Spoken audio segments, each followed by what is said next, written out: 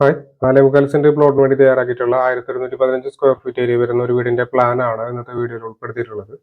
2 ബെഡ്റൂമുകളാണ് ഈ പ്ലാനിൽ വരുന്നത്. ഇനി പ്ലാൻ ഒന്ന് കണ്ടു. 1115 സ്ക്വയർ ഫീറ്റ് ആണ് ഈ പ്ലാനിന്റെ ഗ്രൗണ്ട് ഫ്ലോറിന്റെ ഏരിയ വരുന്നത്.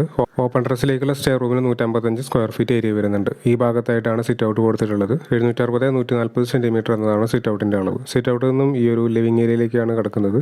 360-320 സെന്റിമീറ്റർ എന്നതാണ് ലിവിംഗ് ഏരിയയുടെ അളവ് കൊടുത്തിട്ടുള്ളത്. ലിവിംഗ് നിന്നും അടുത്തതായി ഈ ഒരു ഡൈനിങ് ഏരിയയിലേക്കാണ് കിടക്കുന്നത്. 360-600 സെന്റിമീറ്റർ എന്നതാണ് ഡൈനിങ് ഏരിയയുടെ അളവ് വരുന്നത്. ഡൈനിങ് നിന്ന് തന്നെയാണ് ഓപ്പൺ ടെറസിലേക്കുള്ള സ്റ്റെയർ കൊടുത്തിട്ടുള്ളത്. 2 ബെഡ്റൂമുകളാണ് ഈ പ്ലാനിൽ വരുന്നത്. ഇത് ആദ്യത്തെ ബെഡ്റൂമാണ്. 360-310 സെന്റിമീറ്റർ എന്നതാണ് ഈ ബെഡ്റൂമിന്റെ അളവ്. ഈ ബെഡ്റൂമിന് ഒരു അറ്റാച്ച്ഡ് ബാത്റൂം കൊടുത്തിട്ടുണ്ട്. ഇത് രണ്ടാമത്തെ ബെഡ്റൂമാണ്. ഈ ബെഡ്റൂമിനും അറ്റാച്ച്ഡ് ബാത്റൂം വരുന്നുണ്ട്. ഈ ഭാഗത്തായിട്ടാണ് കിച്ചൺ വരുന്നത്. 300-260 സെന്റിമീറ്റർ എന്നതാണ് കിച്ചന്റെ അളവ്. കിച്ചനോട് ചേർന്ന് ഒരു വർക്ക് ഏരിയയും കൊടുത്തിട്ടുണ്ട്.